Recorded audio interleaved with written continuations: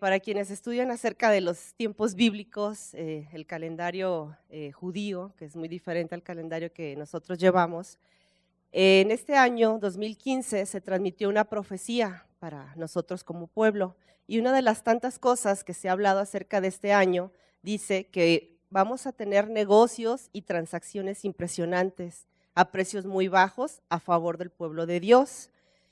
Dice que nosotros como pueblo nos preparemos para comprar casas, terrenos, propiedades, casi a precios de regalo, constituir proyectos con total provisión del cielo y sin préstamos bancarios. ¿A cuánto nos gusta esa noticia? Está padre, ¿no? Bueno, pues esta es una de las tantas profecías que se ha hablado para este año, pero a mí me la quise tomar como referencia para hablar de la cuestión sobrenatural. A últimas fechas se ha estado tocando acerca de movernos en lo sobrenatural. Sabemos que tenemos un Dios sobrenatural, incluso que lo sobrenatural opera en nosotros mismos. Y pues para comenzar, quiero nada más darles dos definiciones acerca de qué es lo sobrenatural. Dice en el diccionario laico, lo sobrenatural es el término utilizado para definir algo que se tiene como por encima, que excede o está más allá de lo que se entiende como natural, o que se cree que existe fuera de las leyes de la naturaleza y del universo observable. Otra definición dice, sobrenatural es un término que procede de un vocablo latín que dice, se trata de un adjetivo que califica aquello cuyas características o propiedades trascienden los límites de la naturaleza. Dicho de otro modo, lo sobrenatural escapa de las leyes naturales. Y bueno, vamos a entrar. Les voy a pedir por favor que vayamos a Hechos 17:24. Ya la tienen. Dice, el Dios que hizo el mundo y todas las cosas que en él hay, siendo Señor del cielo y de la tierra, no habita en templos hechos por manos humanas. Pues sabemos también que ahora ese Dios, ese Espíritu vino a morar en nosotros. Vamos a ver en 1 Corintios 3:16. ¿Qué es lo que dice al respecto? ¿Ya tienen? ¿No sabéis que sois templo de Dios y que el Espíritu de Dios mora en vosotros? Vamos a ver una más que está en 2 Corintios 3:17 acerca de esto.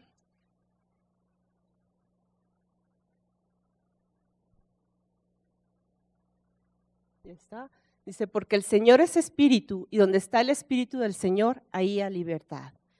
Hay otra serie de citas que si nos vamos a los evangelios, por ejemplo en Juan, decía Jesús que nos convenía a nosotros que Él se fuera, porque cuando Él partiera se iba a cumplir la promesa de que iba a venir el Espíritu Santo a morar en nosotros, que iba a venir el Consolador, el Maestro, el Espíritu Santo, al que el Padre iba a enviar en su nombre para enseñarnos a nosotros todas las cosas. Sabemos que nosotros al recibir a Cristo en nuestro corazón, pues ese pacto, esa promesa se cumple, viene su Espíritu a morar dentro de nosotros. Pero vamos ahora a Colosenses 1:12, con gozo, dando gracias al Padre que nos hizo aptos para participar de la herencia de los santos en luz.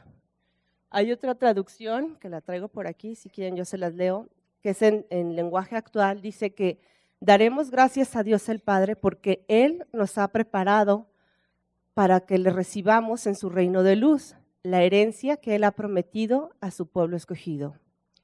Bueno, sabemos entonces también que Dios desde antes de la fundación del mundo nos escogió. Podemos ver esto en Efesios 1:4.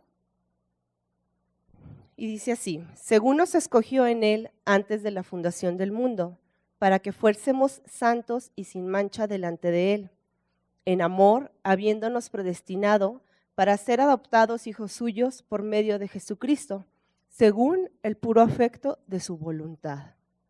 Bueno, pues tenemos entonces que Dios nos escogió, que Dios nos hizo aptos, que Dios nos preparó también para participar de esta herencia. Entonces, cuando llegamos nosotros como hijos nuevos, como nuevas criaturas, al conocimiento de esta herencia, pues lo más que queremos es pues disfrutarla, ¿no? Ya tener acceso a ella, como en lo terrenal, pues fallece algún familiar, te notifican que tienes un un legado, un testamento, te dan lectura de todos los bienes, las propiedades que quedó a tu nombre. Y lo más lógico, pues es que quieras ya tener acceso a ello, disfrutarlo, ¿no? Entonces así también nosotros como ahora hijos espirituales, dice que queremos disfrutar de esa herencia, conocemos nuestros derechos, pero ahora también queremos vivir en nuestras promesas y así comenzamos nosotros nuestro caminar. Pero en las primeras citas que les decía, somos espíritu. Debemos de recordar siempre que somos espíritu y que el Espíritu de Dios mora en nosotros. Vamos a ver en Isaías 61:1. El Espíritu de Yahweh, el Señor, está sobre mí, porque me ungió Yahweh. Me ha enviado a predicar buenas nuevas a los abatidos, a vendar a los quebrantados de corazón, a publicar libertad a los cautivos y a los presos apertura de la cárcel, a proclamar el año de la buena voluntad de Yahweh y del día de la venganza del Dios nuestro, a consolar a todos los enlutados, a ordenar que a los afligidos de Sión se les dé gloria en lugar de ceniza y óleo de gozo en lugar de luto, manto de alegría en lugar de espíritu angustiado, y serán llamados árboles de justicia, plantío de Yahweh para gloria suya. En la traducción que les mencionaba hace un momento, en el lenguaje actual, dice así: el Espíritu de Dios está sobre mí, porque Dios me eligió y me envió para dar buenas noticias a los pobres, para consolar a los afligidos y para anunciarles a los prisioneros que pronto van a quedar en libertad. También me envió para anunciar que este es el tiempo que Dios eligió para darnos salvación y para vengarse de nuestros enemigos. Dios también me envió para consolar a los tristes, para cambiar su derrota en victoria y su tristeza en un canto de alabanza. Entonces los llamarán robles victoriosos, plantados por Dios para manifestar su poder. Veíamos hace unos momentos que el Espíritu de Dios viene a morar en nosotros, que Dios nos hizo aptos, nos calificó, desde antes de la fundación del mundo nos escogió, pero dice aquí también que la unción, el Espíritu Santo, el principio de esa unción, lo que viene a hacer en nosotros cuando empieza a trabajar. Dice aquí que Dios nos eligió, que a partir de que el Espíritu de Dios viene a habitar en nosotros, comienza un accionar, comienza un trabajar, y nuestra primer labor, dice ahí, es para enviarnos a dar estas buenas noticias. Lo que ya está haciendo en nosotros comenzarlo a participar a otros. Dice también que vamos a consolar a muchos, que vamos a anunciarles aún a los prisioneros que van a quedar en libertad. Hace, algún tiempo comenzó una obra en un reclusorio que estamos yendo con todo el grupo de evangelización, y decía una muchacha que daba ahí testimonio, dice: yo aquí, por situaciones que pasaba en su vida, dice: yo aquí adentro de la cárcel me siento más libre que estando afuera, como vivía ella. Entonces, a lo mejor parece ilógico, pero ¿cuánta gente a lo mejor vive libre, pero vive también atrapada en una fortaleza mental, en muchas situaciones de amargura, de celos, de resentimiento? Y eso es a lo que se refiere aquí también la palabra, que vamos a ir a anunciarles a todas esas personas, a abrirles las puertas, a darle apertura a esas cárceles que están viviendo ellos en su día a día. Bueno, en la parte final de esta cita que estamos leyendo, dice que entonces, una vez que cumplamos con todo este proceso de dejar trabajar la unción y que sea Dios el que esté fluyendo en nosotros, dice: entonces los llamarán robles victoriosos, entonces serás llamado árbol de justicia, porque como dice la palabra en los evangelios, que el árbol se conoce por sus frutos. Entonces, cuando estamos dejando que la unción fluya, que trabaje, que comencemos a operar en los frutos, es entonces cuando vas a comenzar a operar, a mostrar al mundo los frutos de la justicia precisamente.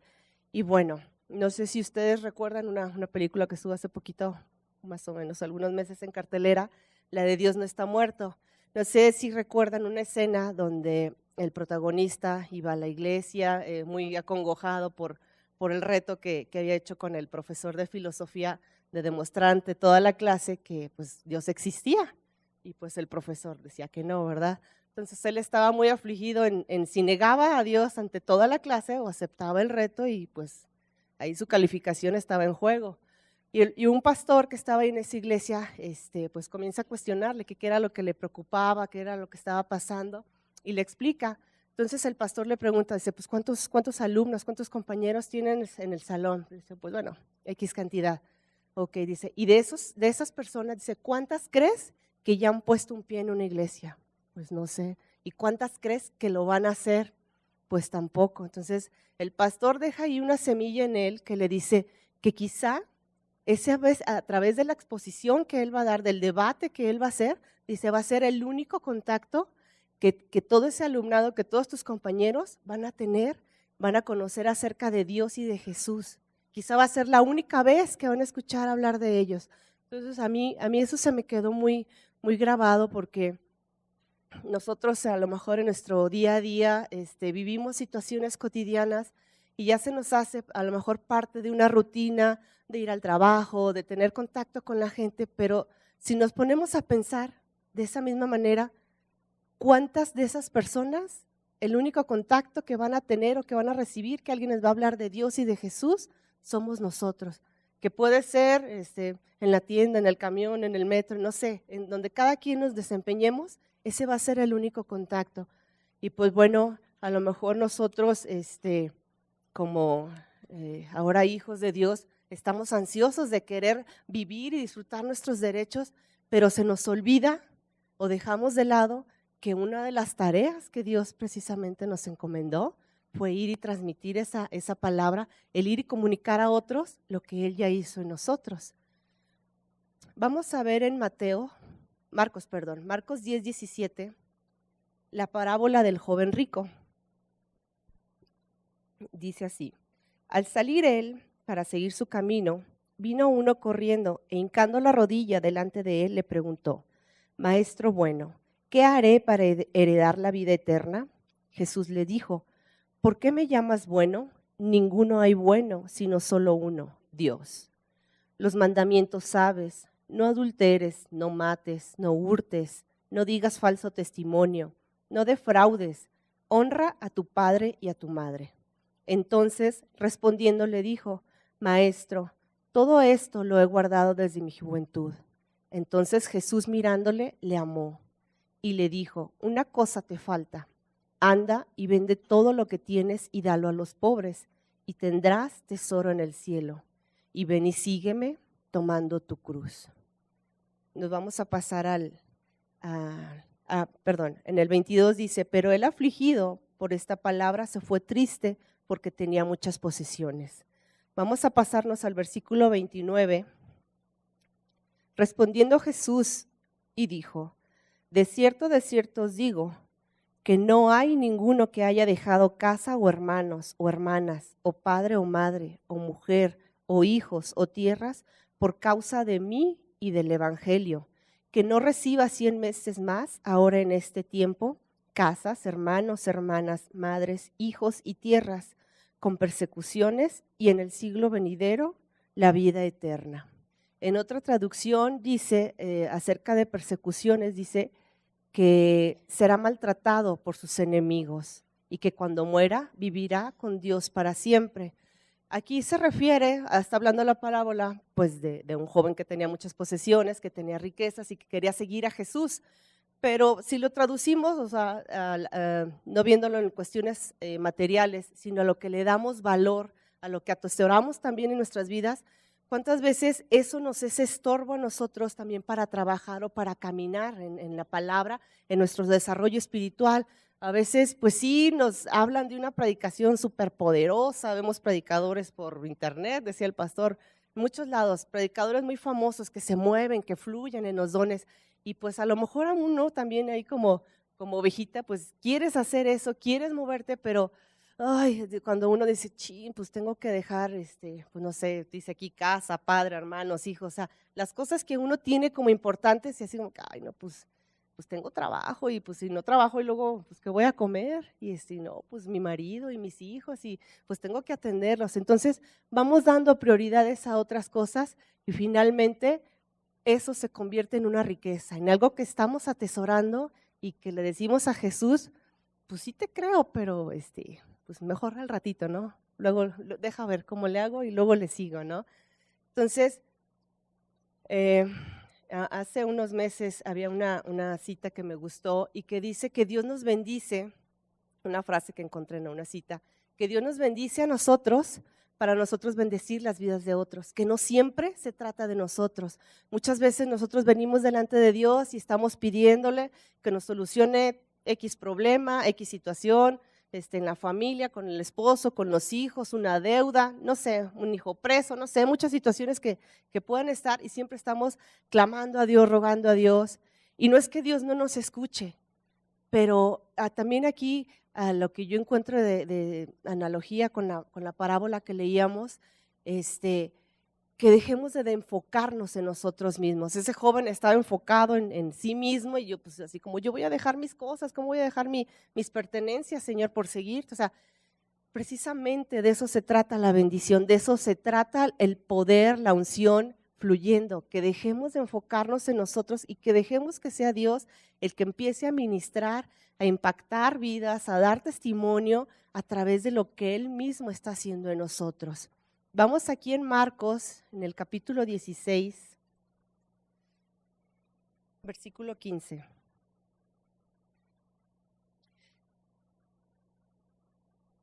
Y les dijo, id por todo el mundo y predicad el evangelio a toda criatura.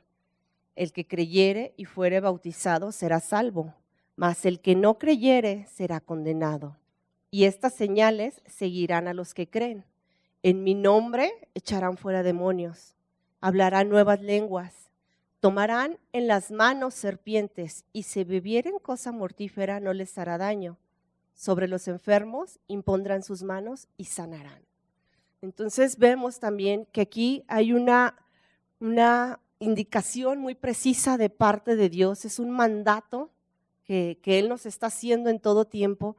Inmediatamente después de que venimos al conocimiento de la palabra, que venimos al conocimiento de la verdad, Dios nos está dando una indicación de ir y anunciar, de ir por todo el mundo. Y a veces muchos quieren ir a predicar a las naciones, irse de misioneros a pueblos perdidos donde nadie ha conocido, pero no necesitamos irnos tan lejos. Podemos ir alrededor de nuestra casa, a nuestra colonia, a una colonia en la periferia de la ciudad. Ahí también es lo último del mundo. A donde no ha llegado la palabra, ahí es lo último del mundo, porque ahí hay necesidad de que conozcan de Dios, de que sus vidas sean transformadas, de que dejen de estar viviendo en la oscuridad y que vengan al conocimiento de esta verdad.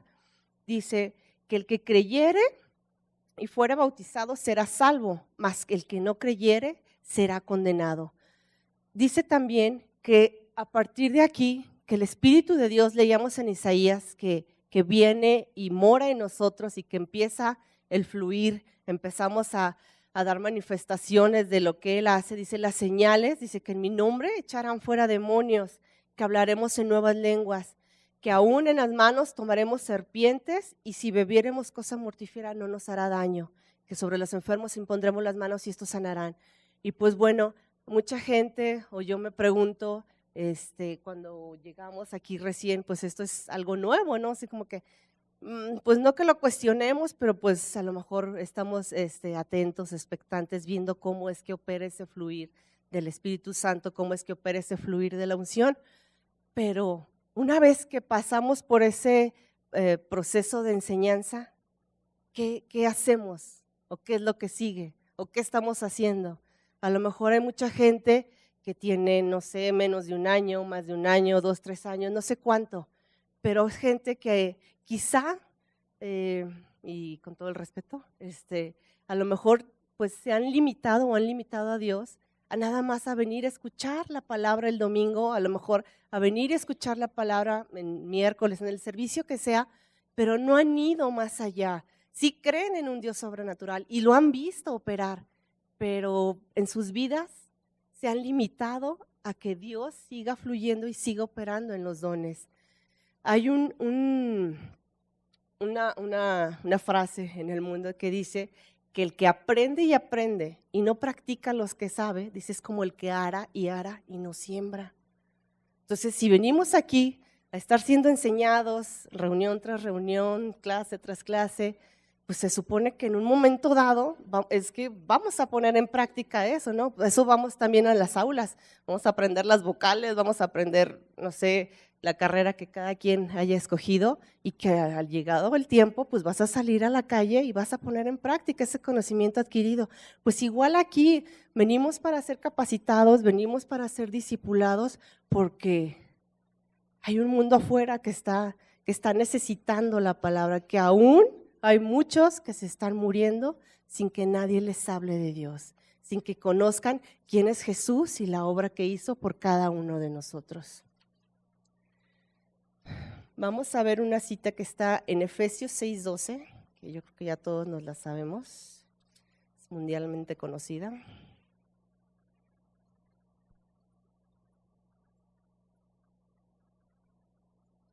Dice, porque no tenemos lucha contra sangre y carne, sino contra principados, contra potestades, contra los gobernadores de las tinieblas de este siglo, contra huestes espirituales de maldad en las regiones celestes.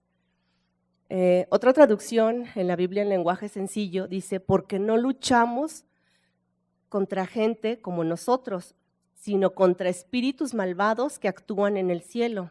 Ellos imponen su autoridad y su poder en el mundo actual. Entonces yo lo comparo o saco una ilustración de una caricatura que me gustaba de niña. No sé si recuerdan esa escena del correcaminos y el coyote, que había un perro ovejero que siempre que el coyote estaba queriendo alcanzar el correcaminos y estaba un perro ovejero que también le frustraba sus planes. Pero recuerdo un episodio en el que suena un reloj checador y se acerca el coyote y el perro y checan su tarjeta y así como que pues ya llegó el final del día, llegó el final del trabajo y comienzan a platicar como si nada. O sea, su chamba era uno salir a corretear al correcaminos y el otro cuidar lo que no pasara. Pero yo lo veo así, o sea, aquí nos está hablando que estamos en un mundo espiritual, estamos teniendo una lucha. Sí vivimos en un mundo natural, físico, que lo podemos ver y palpar a través de nuestros sentidos, pero también nos está hablando aquí de una lucha que no podemos ver, que no podemos percibir a través de cuestiones naturales, que nos estamos enfrentando. Dice que no luchamos contra gente como a nosotros, sino contra espíritus.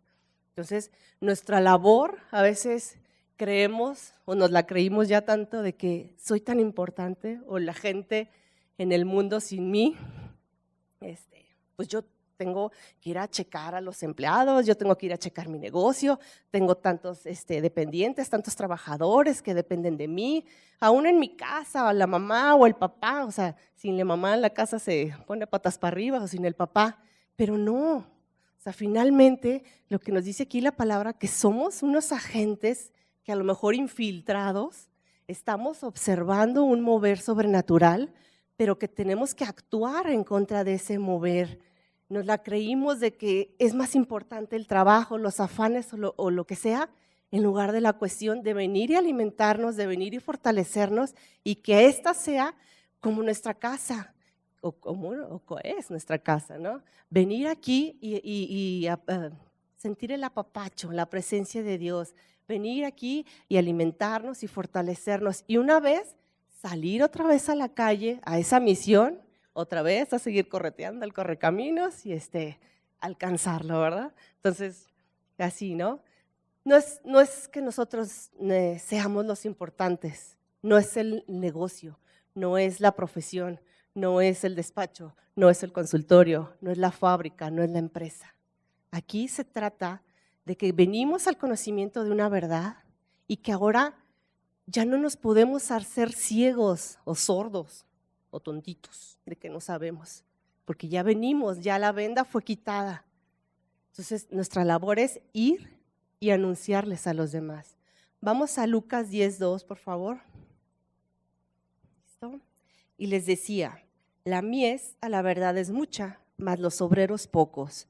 Por tanto, rogad al Señor de la mies que envíe obreros a sus mies. La mies es un cereal que ya está listo para la cosecha. Si recuerdan también en los pasajes de los evangelios, Jesús hablaba acerca del trigo y la cizaña.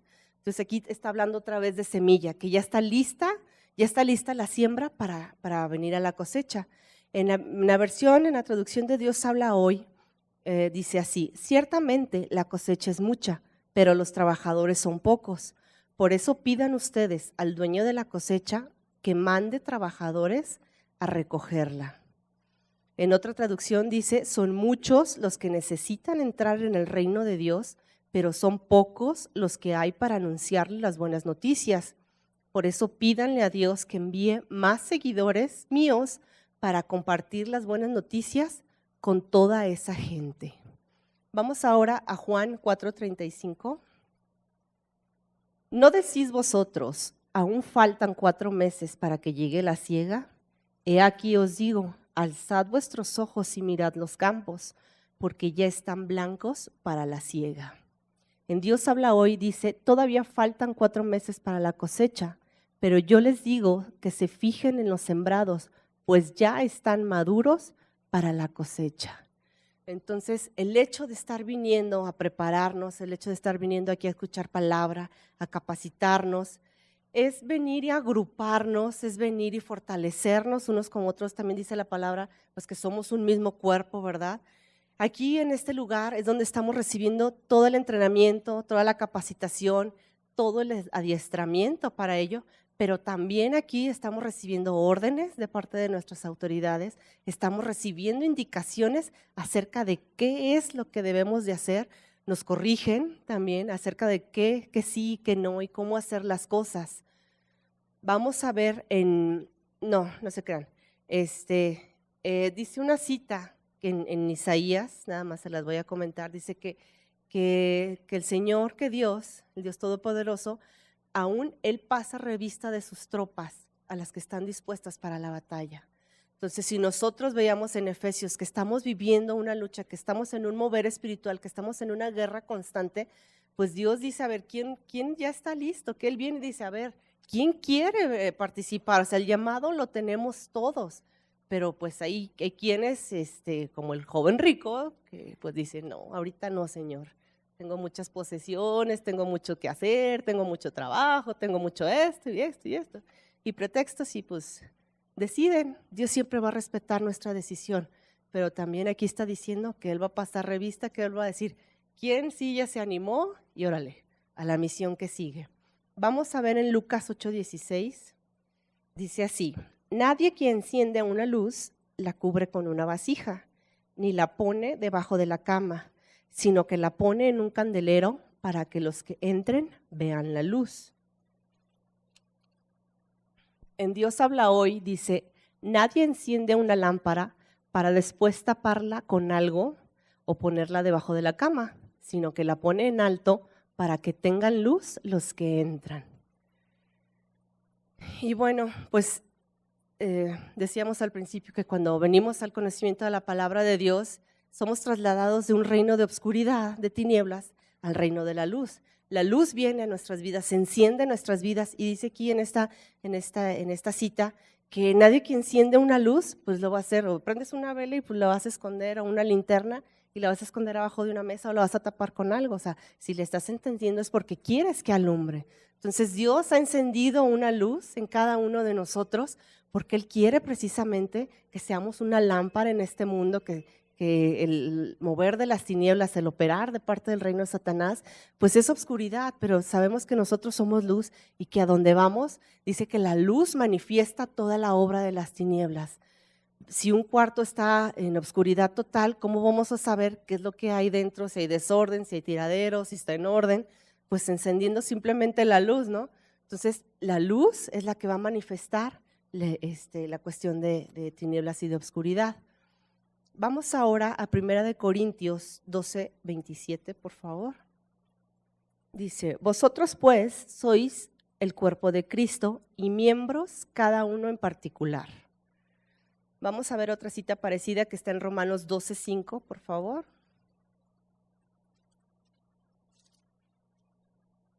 Así nosotros, siendo muchos, somos un cuerpo en Cristo y todos miembros los unos de los otros. Les decía que hablábamos acerca de la definición o del mover sobrenatural y todos queremos eso en nuestras vidas, ¿no? O sea, vemos que si Dios lo hace en otros, pues por supuesto que puede suceder en nosotros, o sea, estar operando constantemente y cada vez en aumento en milagros, en señales, en maravillas. Cuando yo he visto que se ora por casas, por deudas, por cancelación de deudas, por terrenos, aún por sanidades, pues se llena aquí el frente, pero si hicieran el llamado de ¿cuántos quieren ir y a predicar? ¿Cuántos quieren ir y hacer esta labor? ¿A trapear? ¿A barrer? Pues ya así como que la unción, ¿verdad? Ya no, la unción de la escoba no se nos da. Entonces, dice aquí lo que leíamos ahorita, que todos somos el cuerpo de Cristo, que somos, dice que siendo muchos somos un mismo cuerpo y todos los miembros unos de otros. Sabemos que el que es la cabeza, el que está constituido como la cabeza precisamente es Cristo, que nosotros solamente somos el cuerpo y pues el cuerpo no manda, ¿verdad? El que manda es la cabeza. Nosotros debemos dejar que la función que nos tocó, pues tal cual realizarla. Dice una cita en Salmos que en Dios haremos proezas, pero lo que les decía, a veces nuestros afanes o nuestros tesoros o nuestras riquezas, pues nosotros le ponemos un freno a Dios. No es que Dios no sea poderoso, no es que no sea sobrenatural, no es que no pueda hacer las cosas, claro que puede, pero Dios siempre va a respetar nuestra decisión, siempre va a respetar nuestra voluntad, hasta donde le permitimos a Él, hasta donde decidimos crecer nuestra fe, dejar crecer nuestra fe, hasta ahí va a trabajar. Vamos ahora a 1 de Pedro 2:2, por favor. Dice así: desead como niños recién nacidos la leche espiritual no adulterada, para que por ella crezcáis para salvación. Es cierto que aquí nos habla de los primeros rudimentos, que cuando llegamos a la palabra somos niños y estamos siendo alimentados, ¿verdad? Así como un bebé que no puede comer el alimento sólido.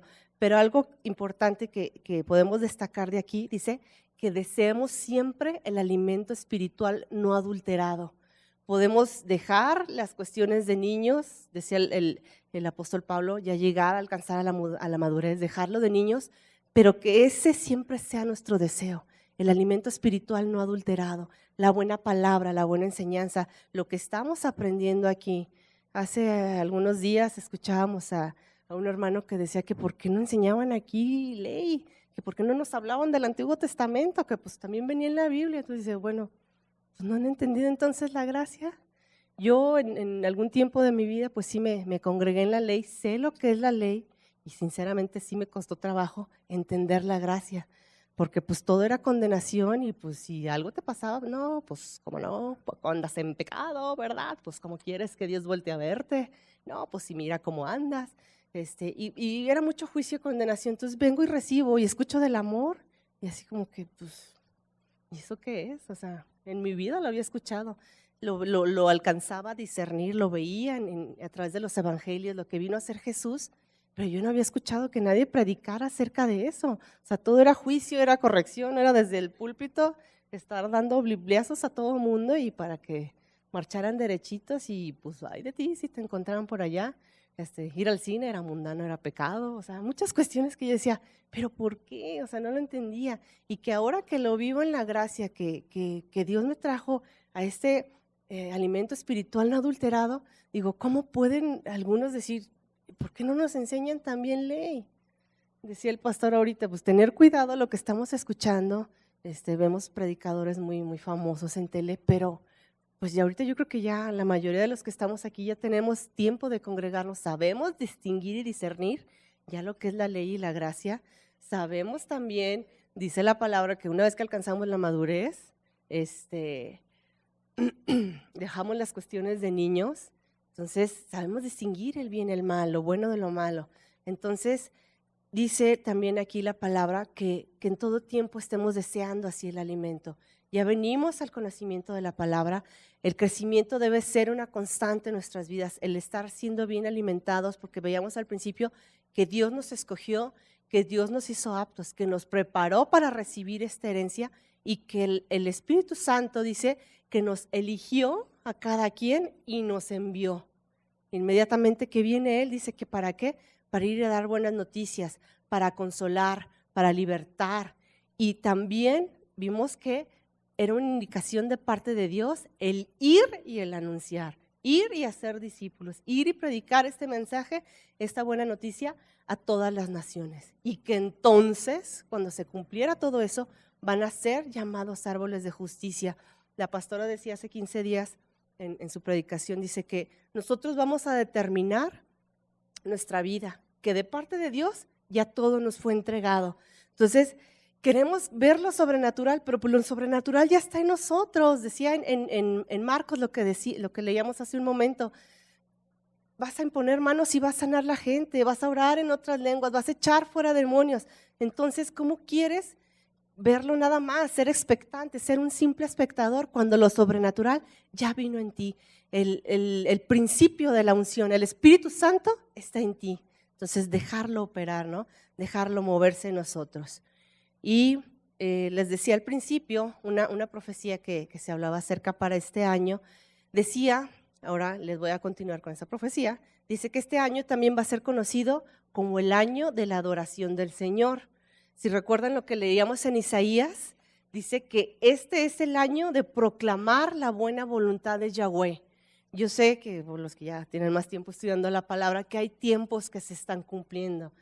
Y esta profecía pues me llama la atención porque dice que en este año que va a venir una ola masiva de evangelización, que va a ser un mover de estar yendo a predicar la palabra a muchos lugares que aún casa por casa, que conocemos, ¿verdad?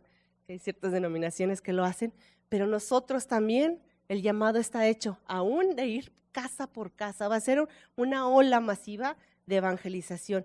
También va a haber una gran ola de concientización del poder y de los beneficios de la obra de la cruz en el Calvario. O sea, acerca de lo que hizo Jesús, más gente se va a venir al conocimiento, se va a concientizar.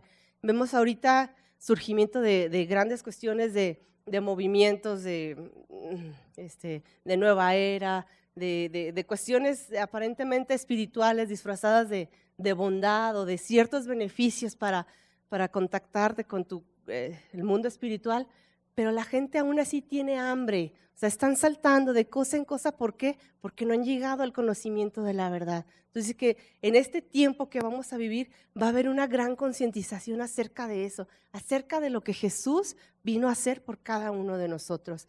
Y también dice que también va a existir un creciente llamado en la iglesia y en sus ministros a ministrar sobre la llenura, los dones y la unción del Espíritu Santo. Y pues bueno, esa es una de las tantas profecías, yo no me las inventé, ya existen. Quienes estudian los tiempos saben de lo que estoy hablando.